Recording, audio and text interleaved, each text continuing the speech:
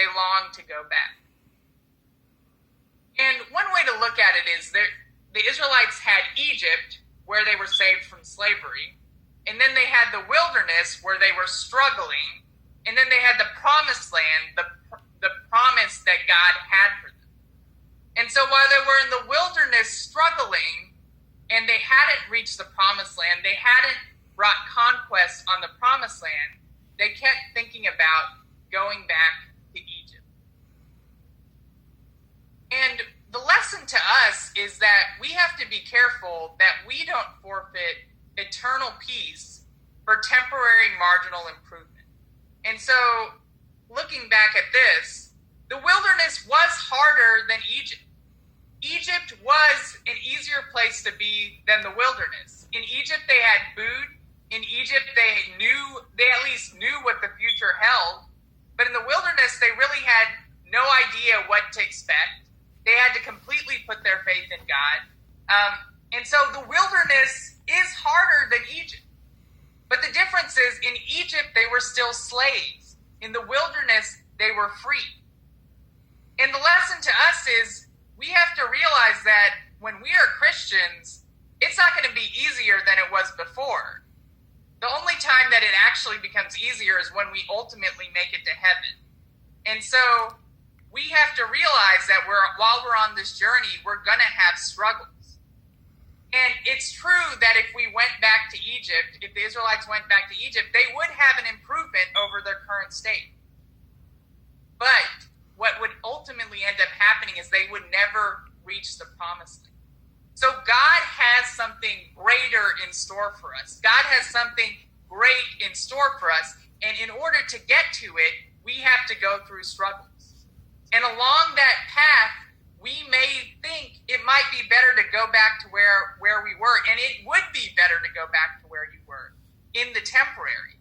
But ultimately, if you go back to where you were, you're going to miss out on the greater goal that God has for you.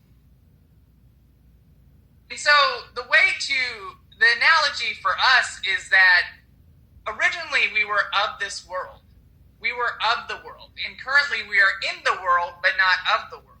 And so when you are in the world, but you're not of the world, you're going to experience persecution. You're going to experience being different from other people. You're going to experience people being annoyed that you're not going down the same path that they're going down. And so you're going to experience trouble in this world. And you may ask the question, I'm in the world, but I'm not. You may ask the question, I'm a Christian, but I don't really feel any persecution where I am. And if that's the case, maybe you should ask the question, am I really not of the world? Is there a reason why I'm not experiencing persecution in my life? Is it because I blend in with the people around me? Is it because I look and act exactly like the people around me, so there's no room for persecution? Some Christians have actually already gone back to Egypt. They just don't realize it. They look and act exactly like they did before, and they actually are like they were before, but they don't realize it, and they think things are easy, and things are easy because the reality is they are still of the world, and they don't even realize it. Because when you are not of the world, but you are in the world, what happens is the world hates you. And this is clearly taught by Jesus Christ in the scriptures. And so we have to be very careful that we haven't already gone back to Egypt and we just don't realize it. So we must ask ourselves the questions, are we in the world or are we of the world? So moving on, this concept of going back to Egypt also appears in Jeremiah. In Jeremiah chapter 42, it talks about this story. So when Babylon had overtaken Jerusalem, they set up someone to rule over Jerusalem, subjugated to Babylon, and that person was Gedaliah. But what happened was Ishmael, this person, ends up killing Gedaliah. And so someone kills the person who the king of Babylon put over Jerusalem. And when that happens, the Israelites, they're afraid, because you would expect if Babylon sent someone up as king or governor, and that person gets killed, Babylon's going to be angry, and then they're going to go destroy the people who are in Jerusalem. And so when this happens, they go to Jeremiah, and they tell Jeremiah, tell us what to do. And they're on their way to Egypt, basically. So in the prior verse, it talked about how they're going on their way to Egypt. And so they come to Jeremiah and they say, may the Lord be a true and faithful witness against us if we do not act in accordance with everything the Lord your God sends you to tell us.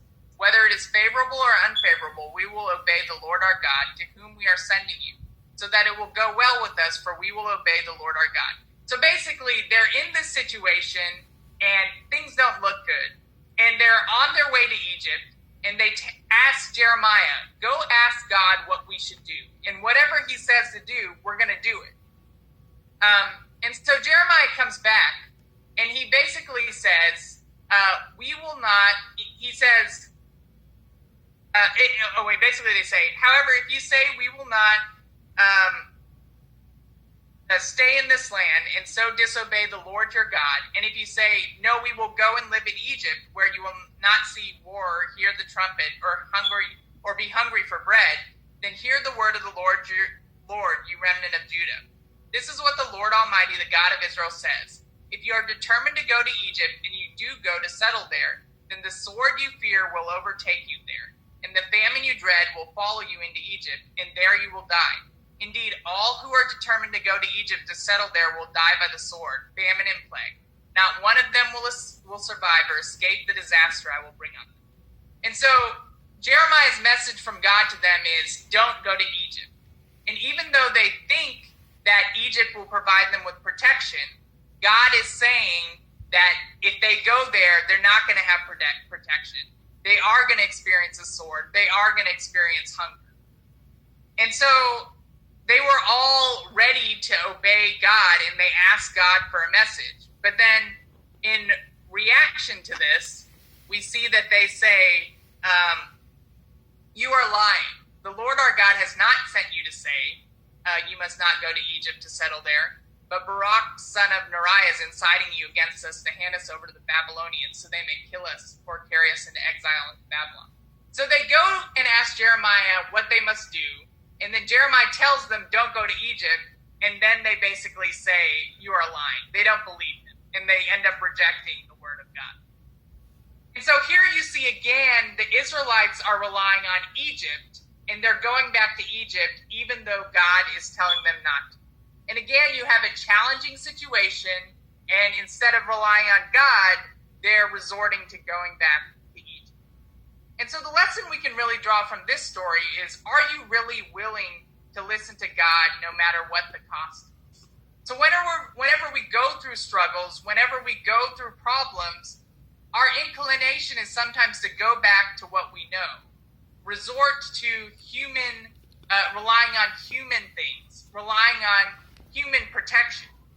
But are we really willing to listen to the word of God? Are we really willing to listen to what God has as a message for us, no matter what the cost is? And so when these people are trying to return to Egypt, they're not willing to take on the cost that they estimate is the result of following after God.